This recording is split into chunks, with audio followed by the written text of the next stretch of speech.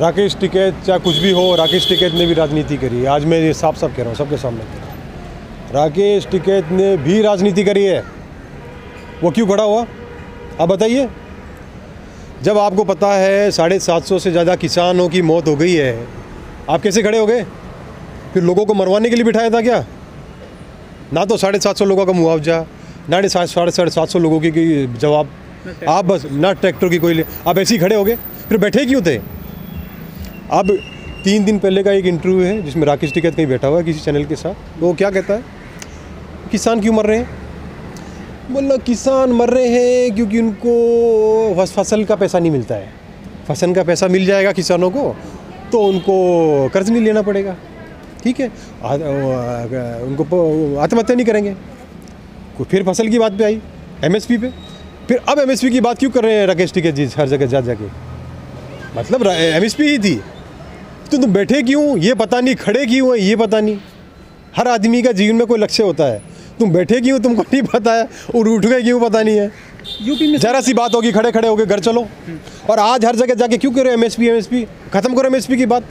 जब तुम्हारे लिए मुद्दा ही नहीं है कोई एमएसपी तो क्यों बोलते हो? हर जगह जाके एमएसपी अब कर रहे हैं, क्योंकि ये सिर्फ सबसे बड़ी भूल है और इसके लिए इनको पछताना पड़ेगा। ऐसा आंदोलन फिर नहीं खड़ा होना, ये पता नहीं लगा। और लोगों को भी समझना चाहिए जो बेवकूफ़ी की तरह जाके बैठ जाते हैं। राकेश टिकैत क्यों बैठते हो तुम लोग जब तुम्हारी मौत का ही नहीं पता लगा? 750 कोई लेना देना नहीं, बहुत बड़ी गलती करी और लोगों को नहीं बैठना चाहिए। आगे समझदार बनो, मत जानो ये तो राजनीति इनकी भी चल रही है। राकेश टिकैत गलत कह रहा हूँ ओम जी, इसकी तो राजनीति भी चल रही है, कभी वहाँ घूम लिया कभी वहाँ घूम लिया। अरे भाई मैं तो सिर्फ एक ही सवाल पूछता हूँ, 750 किसान क्यों मरवाए? बैठ गए, 1.5 साल बाद खड़े हो गए, क्या किया? कोई सवाल नहीं, कोई जवाब नहीं, कोई रीज़न नहीं। तो सरकार का तो फेलियर है। उन्होंने कहा था कि हम एमएसपी पे काम करेंगे, कर नहीं रही है सरकार काम।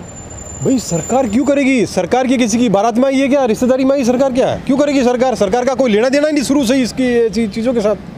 पर ये बोले भाले लोग क्यों खड़े हुए बेवकूफ़ों की तरह? एमएसपी किसने दी? अरे तुमको चलना था, अभी कुछ भी हो सकता था, पर राजनीति करोगे तो ठोकर खाओगे।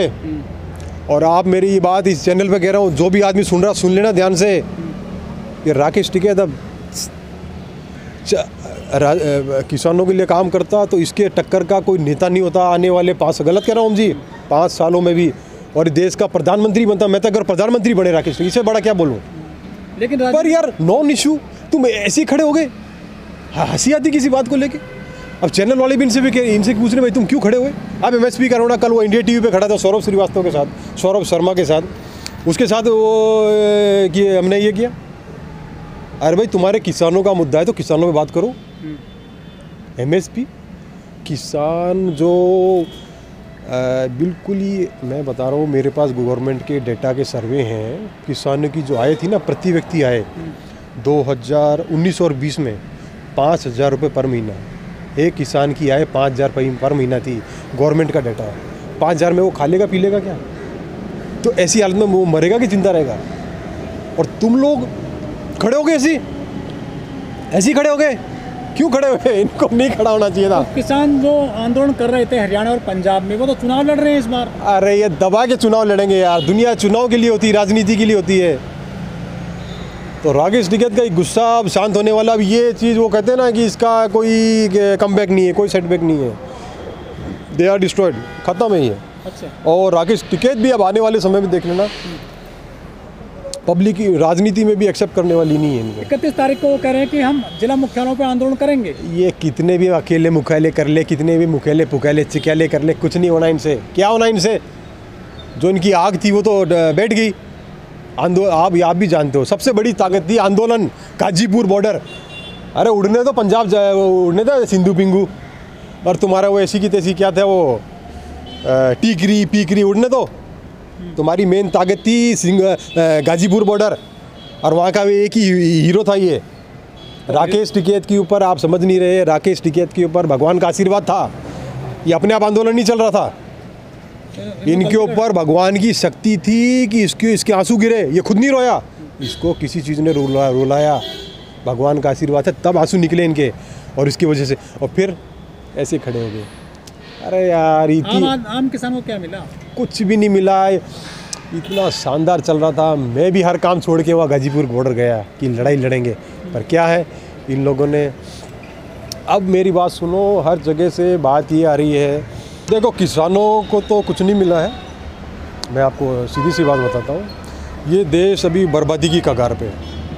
अगर जो मोदी जैसा इंसान अगर इस देश में 2 साल भी और रहा तो इस देश में गृह युद्ध जैसे हालात छिड़ने वाले हैं। आप समझे आप मेरी बात, मैं आपसे बिल्कुल सच्ची बात कह रहा हूँ। देश की हालत बहुत ही ज़्यादा ख़राब है, क्योंकि मेरे जो मिलने वाले हैं, जो भी आसपास है, सब जगह से खबर आ रही है माहौल बहुत ख़राब है। लोगों का प्यार ख़त्म हो चुका आपस में। प्यार होगा कैसे जब ऐसे ऐसे बेकार लोग, नीच लोग इस देश में होंगे, तो प्यार कैसे रहेगा। मेरे भी जो मुसलमान मित्र थे पहले, जो मेरे से बात करते थे, मिलते जुलते थे, अब एक खाई सी हो गई है, अपने आप ही हो गई है। मैंने तो कुछ नहीं कहा, मैंने कुछ नहीं कहा, वो भी थोड़े थोड़े दूर हो रहे हैं, मैं भी थोड़ा दूर। ऐसा माहौल क्यों बना है, इतना गंदा माहौल क्यों बना है, किसने बनाया? यही मोदी ने, और इसी की कॉपी करता है ये योगी।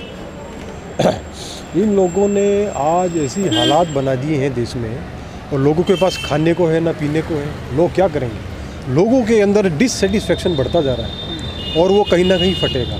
ठीक है, यूपी में चुनाव शुरू हो गए हैं, और जो बीजेपी है वो 80-20 की बात करती है। ये ना 80 में है ना 20 में है, इन्होंने यही सब सीखा है 80 और 20।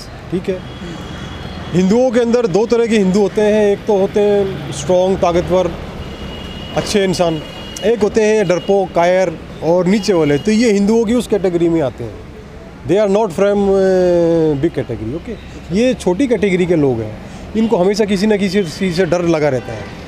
अब यहाँ पटाखा फट जाएगा तो छुप के भाग जाएंगे, कहीं छुप जाएंगे जाके, इनको पता नहीं हिंदू खतरे में है। अरे भाई हिंदू खतरे में कैसे, हमको तो खतरे में नहीं है, हम तो हिंदू हमेशा बड़े अच्छे लोग हैं, ठीक है, ताकतवर लोग हैं। हम तो मुस्लिमों को मदद करते हैं, उनकी हमेशा वो करते हैं। पर ये लोग क्या है, ये उन लोगों में से आते हैं जिनको हमेशा डर लगा रहता है किसी ना किसी चीज़ का। आप समझे क्या? हम लोग हैं मुसलमान, हमको आगे सलाम करते हैं, बोले सर हमारी कुछ, हम बोले कुछ चाहिए हो तो बताओ, उनकी हम मदद करते हैं। ये क्या है, ज़बरदस्ती डरते हैं। मोदी जी भी डर गए थे पंजाब में। क्या बात कही। अब मेरे को ये बताओ, मतलब 15 या 20 लोग, एक 10,000 की कोई मिलिट्री है जिनके पास लेटेस्ट इक्विप्ड वेपन है, उनको 10-12 आदमी मार देंगे और प्रधानमंत्री को मार देंगे। पूरी सेना, उनके पास लेटेस्ट हथियार हैं, हर चीज़ें हैं, पर वो कुछ नहीं मायने नहीं रखते हैं। 10-12 आदमी जाके प्रधानमंत्री को मार देंगे। अपने सीएम से बोलना मैं जिंदा लौट आया, सुरक्षित लौट आया। ये इतने कायर लोग हैं, इतने डरपोक लोग हैं। आप मेरे को एक बार बताओ, अगर ये नरेंद्र मोदी इतनी छोटी छोटी बातों से डरने लगा, ये कैसे प्रधानमंत्री है? इससे पता लगता है ये कितने दब्बू जो आरएसएस के होते हैं, ये वो लोग थे। ठीक है, उस दिन वाकई में क्या हो, मैं आपको सारी बात बताता हूँ। उस दिन ये नरेंद्र मोदी उतरा बठिंडा एयरपोर्ट पे। ओके, यहाँ से इसको जाना था पंजाब की किसी जगह पे, वहाँ इसको रैली करनी थी। ओके, जैसे ही सडनली वहाँ उतरते हैं, इनको मौसम ख़राब हो गया है, ऐसी जानकारी होती है। और वो हेलीकॉप्टर क्या है कि अच्छे मौसम में ही चल पाता है, ऐसा कुछ जानकारी थी। इन्होंने आगे एसपीजी ने, जो पंजाब की जो अथॉरिटी है, पुलिस वगैरह, उनसे बात करी कि सर क्या है।